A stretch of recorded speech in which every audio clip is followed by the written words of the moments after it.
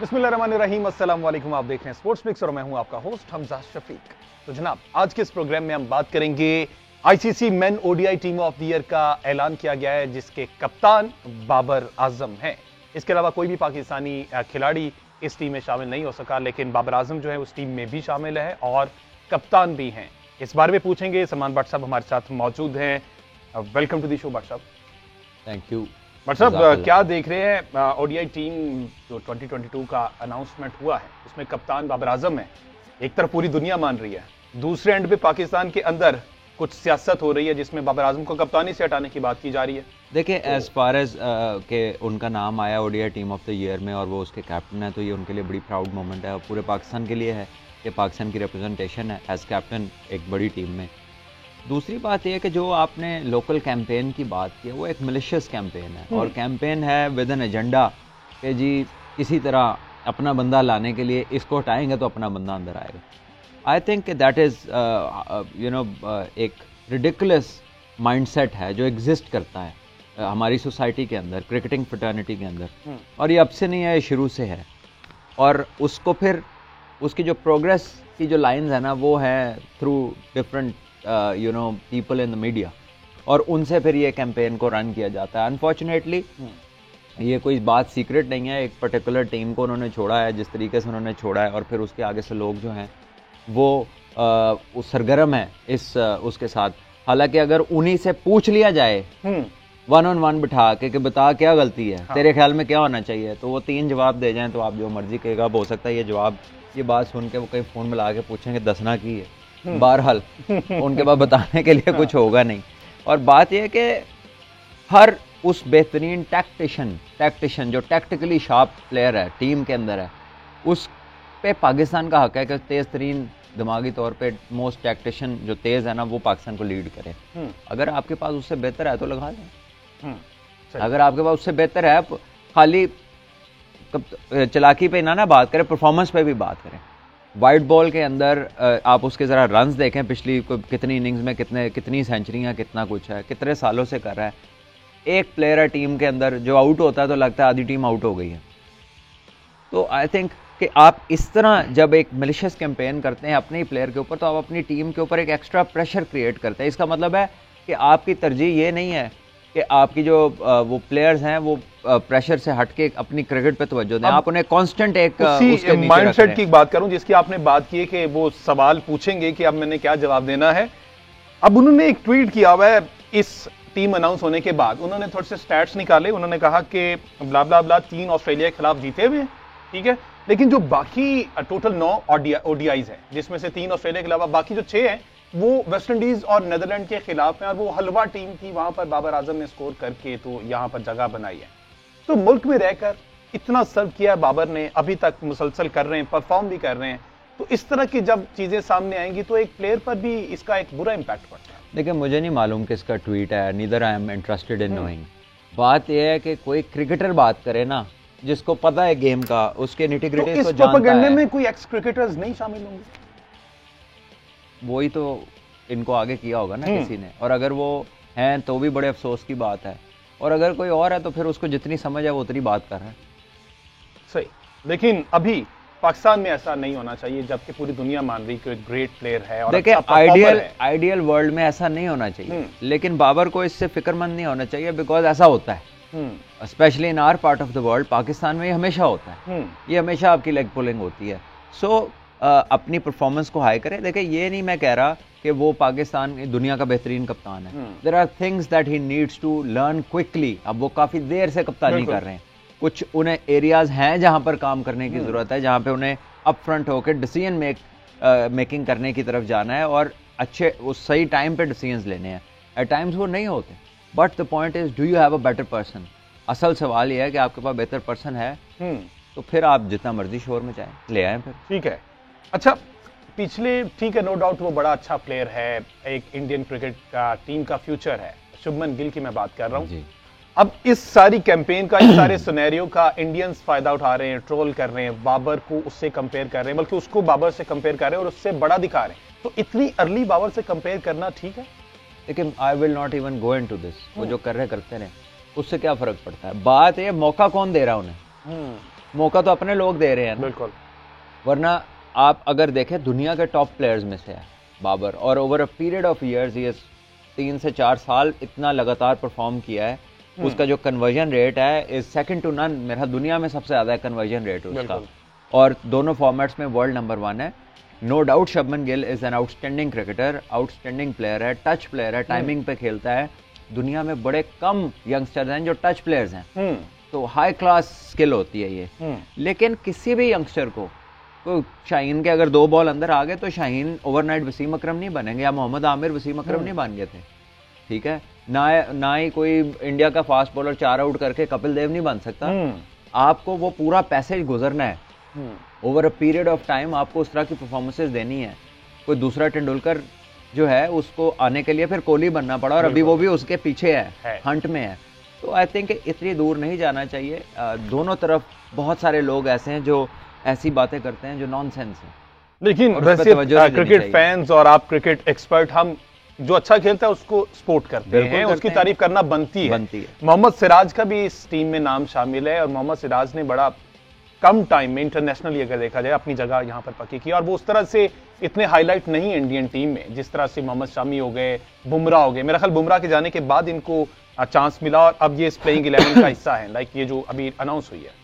देखिए बहुत अच्छा इम्पैक्ट क्रिएट किया उन्होंने। अप फ्रंट आते हैं, विकेट लेते हैं, टाइट लाइंस पे बॉलिंग करते हैं और एग्रेसिव एटीट्यूड के साथ करते हैं।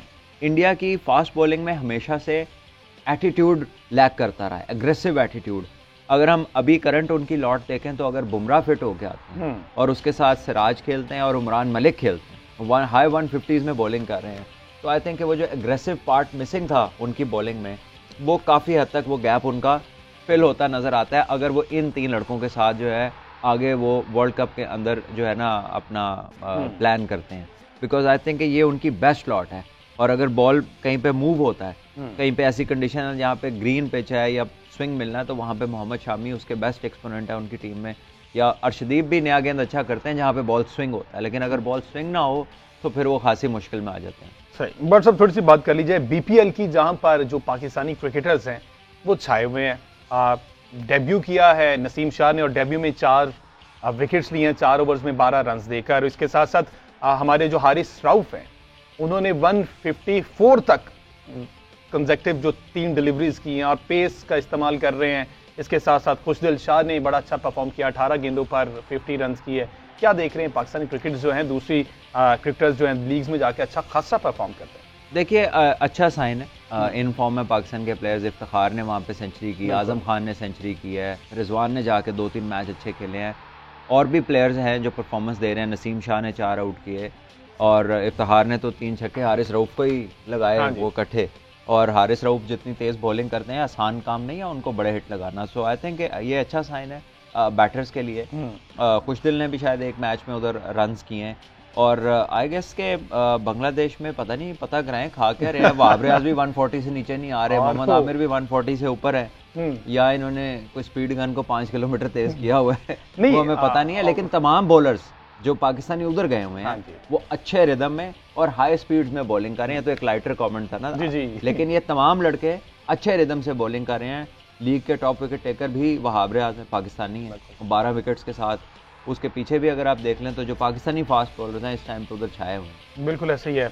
और इसके साथ साथ अगर देखा जाए 2 फरवरी को पीसीबी ने कहा है कि ये जितने भी कॉन्ट्रैक्ट में प्लेयर्स हैं ये वापस आ जाएंगे। फ्रेंचाइज मालिकान ने कहा है कि ये प्लेयर्स हमें सेफली चाहिए, क्योंकि पीएसएल है, इतना बड़ा इवेंट है, हमारा प्रोडक्ट है, पाकिस्तान का इतना इन्वेस्ट किया हुआ है। तो जिस लीग में खेल रहे हैं उस लीग को कितना फर्क पड़ता है जब उनके इस तरह से परफॉर्म करने वाले उस टीम के प्लेयर्स वापस चले जाएं? देखिए ऑब्वियसली टीम के कॉम्बिनेशंस को तो डेंट पड़ता है। अगर कोई लेट्स से इफ्तिखार बहुत अच्छी फॉर्म में है, आजम खान ने 100 किया हुआ है, वो मैच जितवा रहे हैं, तो अचानक अगर वो क्रंच गेम्स में, क्योंकि जैसे जैसे लीग आगे जाएगी तो टीम फाइनल नॉकआउट स्टेजेस में जाएगी, और वहाँ पे अगर मेन प्लेयर्स रिप्लेस हो जाएं तो एक प्रेशर तो आता है नए आने वाले के ऊपर एक्सपेक्टेशन का, और कॉम्बिनेशन बनाने में फिर टीम्स को मुश्किलात होती हैं। लेकिन ये भी अब लीग्स में ये भी चलता है कि जब प्लेयर्स की नेशनल ड्यूटी आती है या उनका कोई अपना प्राइवेट इवेंट आता है तो फिर वो बोर्ड जो है वो अपने प्लेयर्स को वापस बुलाते हैं। सो ये पार्ट एंड पार्सल है, कोई ऐसी चीज़ नहीं है जिसका इल्म ना हो या जो अचानक हो जाए। तो आई थिंक वो वेल प्रिपेयर्ड होते हैं बिहाइंड द बैक के कौन से प्लेयर्स को हमने एंगेज करना है इनकी जगह के ऊपर। आपको नहीं लगता कि जो क्रिकेट बोर्ड्स हैं ओवरऑल ये कमजोर पड़ गए हैं इन लीग्स के हाथों? आईपीएल की अगर मिसाल ली जाए, जब आईपीएल होता है कोई बड़ा बायलैटरल सीरीज नहीं बड़ी चल रही होती, अगर चल भी रही होती है तो वो जो मेन प्लेयर्स हैं उस टीम के वो आईपीएल में खेल रहे होते हैं और वो अपनी बी टीम भेज देते हैं उसके लिए। देखिए बात यह है कि फाइनेंस की बात है, पावर जो है वो इकोनॉमिक पावर की बात है। इंडिया बहुत हाईली पे करता है अपने प्लेयर्स को, किसी और लीग की इजाज़त नहीं देता। आप देखिए कि अभी इंटरनेशनल वो वाइट बॉल के मैच छोड़ के तो विराट कोहली ने अपनी जो है रणजी ट्रॉफी में जाने की बात की है कि ऑस्ट्रेलिया से टेस्ट मैचेस हैं। सो प्रेफरेंस भी उन लोगों की जो है वो बड़ा फॉर्मेट है। हमने 50 ओवर के मैच नहीं खेले, वर्ल्ड कप 50 ओवर का, हम अफगानिस्तान से 20 ओवर का मैच खेलने जा रहे हैं। सो आई थिंक कि प्रायोरिटी की भी बात है। और आप ऑस्ट्रेलियंस को देख लें, कमिंस ने आईपीएल छोड़ी, उसने टेस्ट मैच की तैयारी करनी थी, उसने आईपीएल छोड़ी। जॉनसन ने छोड़ी थी, ठीक है, जो रूट ने छोड़ी थी। तो ये इंग्लैंड के प्लेयर्स कई छोड़ देते हैं अपनी जो है for test matches, for Ashes, जब कोई बड़ा इवेंट आता है बड़े फॉर्मेट के लिए वो छोड़ देते हैं। अनफॉर्चुनेटली हमारे यहाँ जो है वो कंट्रोल प्लेयर्स के ऊपर उस तरह से नहीं है, या फाइनेंशियली उनका बैकअप वैसा नहीं है कि आप उनसे कम्युनिकेट करके उन्हें बात मनवा सकें। जबकि बाकी बोर्ड्स में आपको नज़र आती है वो जो करते हैं, जो बेबस हैं, वो वेस्ट इंडीज़ हो गए, श्रीलंका, कुछ हद तक हमारे लड़के ओवरली अपना डोमेस्टिक सीजन छोड़ के लीग्स में चले जाते हैं, विच इज़ रॉन्ग। अप्रैल मई में दोबारा से हमारा न्यूजीलैंड के साथ हो रहा है और उसमें अभी से कुछ प्लेयर्स ने आए बाएँ शायद शुरू कर दी, क्योंकि आईपीएल भी है और इधर से ये भी है। तो इस टाइम फिर उस सूरत हाल में बोर्ड इस पर स्टेप ले सकता है? क्या स्टेप ले सकता है? न्यूजीलैंड के ऊपर उनके प्लेयर्स अगर वो रिलीज कर देंगे तो आप क्या स्टेप ले सकते हैं? साउथ अफ्रीका से आप फाइनल खेल रहे थे सीरीज का, तो उनके जो मेन प्लेयर्स थे रबाडा, क्विंटन डिकॉक और नोकिया, वो तीनों आईपीएल खेलने चले गए थे। तो किसी ने क्या कर लिया था? ना उनके बोर्ड ने कुछ किया था, ना आपने की। देखिए ये उनका आईपीएल का और उन बोर्ड्स का एग्रीमेंट है कि उस दौरान उनको रिलीज किया जाएगा उन प्लेयर्स को। अब साउथ अफ्रीका की जो लीग है वो सारी की सारी इंडियन इन्वेस्टमेंट है, सारी ओनरशिप इंडियन है। जो ये दुबई की जो हो रही है इंटरनेशनल T20, वो सारी की सारी जो है इंडियन ओनरशिप है। तो जब ओनरशिप ही उनकी है तो उनको रिलीज तो मिलेगी। इसमें आप जो है in terms of an opposition आपके हाथ में कुछ नहीं। अच्छा, छोटी सी बात कर ली जाए इन लीग्स के हवाले से। कल बात हो रही थी, नजम सेठी साहब ने अपनी प्रेस कॉन्फ्रेंस में कहा कि we are pretty much sure कि मिकी आर्थर जो है वो दोबारा से हमारे हेड कोच बन जाएंगे और तकरीबन 90% उनके साथ मामला तय हो भी गए हैं। लेकिन आज मिकी आर्थर का डिनाइल भी सामने आ गया है। उन्होंने पिछली दफा डिनाई कर दिया था। आई डोंट नो, डर्बी शायर के साथ कह रहे हैं कि मेरे मामला 3 साल का मुआहदा है उनका डर्बी के साथ, और वो पिछले दिनों बता चुके हैं कि मैं नहीं कर सकता। उन्होंने कहा था कि I can work as a consultant, लेकिन मैं फुल टाइम हेड कोच नहीं आ सकता क्योंकि 3 साल का मुआहदा है। तो ये बात तो वो हफ्ता 10 दिन पहले क्लियर कर चुके हैं। बट सर ये वजह तो नहीं कहीं हो सकती कि हमारा जो क्रिकेट बोर्ड है गवर्नमेंट के अंडर है, जैसे गवर्नमेंट गई हमारे पूरी मैनेजमेंट चेंज हो जाती है। अब उनको भी नजर आ रहा है कि एक के साथ मेरा मुआहदा अगर मैं तोड़ के आता हूं या शॉर्ट करके आता हूं, इनकी गवर्नमेंट 1 साल की है, ये इस साल इलेक्शन है, ये फिर से सारा मामला खराब हो जाएंगे और मेरी फिर छुट्टी हो जाएगी। ये भी एक वजह हो सकती है जो इंटरनेशनल कोचेस को सोचने देखिए जी, बिल्कुल हो सकती है, बिल्कुल आई एग्री टू दैट कि जब इन स्टेबिलिटी नजर ना आए किसी को एक सिस्टम की, और पता ना हो कि ओवरनाइट चेंजेस आ जाएंगे। और माशाल्लाह इस सारे हालात के अंदर अगर आपकी तरजीहात ही हैं कि क्रिकेट का सिस्टम ही बदलते रहो मिनट बाद, तो फिर अल्लाह ही हाफिज है। आप 6 टीमें ला के जो 4 साल में बेड़ा गर्क किया इस सिस्टम का, अब उसकी रिकवरी में अगले 4 साल आपको लग जाने, ठीक है। और फिर मानेगा कोई नहीं। एक 70 ईयर से एक प्रोसेस चला आ रहा था, बजाय कि आप उसके अंदर बेहतरी लाते, आप लोगों को एंगेज करते। एक सिस्टम था जो इतने हजारों लोगों को केटर कर रहा था, आपने उसके बाद जो सिस्टम लाए वो इस तरह का आया कि 2 फास्ट बॉलर आपके इंजर्ड हुए, तो आपने कहा पीछे कुछ नहीं है। सही, ठीक है। अच्छा जी, थोड़ी सी बात कर ली जाए विमेन क्रिकेट टीम की। पाकिस्तान जो कि ऑस्ट्रेलिया का टूर कर रही है इस टाइम, 3 वनडे हार चुके, बड़े मार्जिन से हार चुके। इसके साथ साथ अभी आज पहला T20 था जो कि पाकिस्तान ने 118 रन बनाए और उन्होंने 2 विकेटों के नुकसान पर ये स्कोर पूरा कर लिया। क्या समझ रहे हैं पाकिस्तान विमेन क्रिकेट टीम जो है कहां पर लैग कर रही है? इनको मौके ज्यादा नहीं दिए जाते, इनकी ट्रेनिंग उस तरह से नहीं होती, या पीसीबी की जानिब से इनको कम सपोर्ट है? देखिए, नंबर 1 इनका कोई डेडिकेटेड फैसिलिटी नहीं है टू ट्रेन।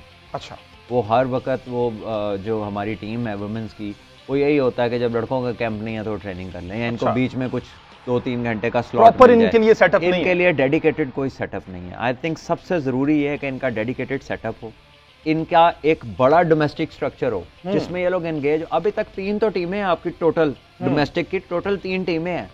अच्छा। और उसमें फिर कितना टैलेंट आप स्क्वीज इन कर सकते हैं 3 टीमों के अंदर, किस तरह लोग 3 टीमों 33 लोग अगर खेल रहे हैं एक टाइम पे और 5 तीनों के 15 बाहर बैठे हैं, तो आपके पास कितना प्लेयर्स का पूल है आपके ख्याल में?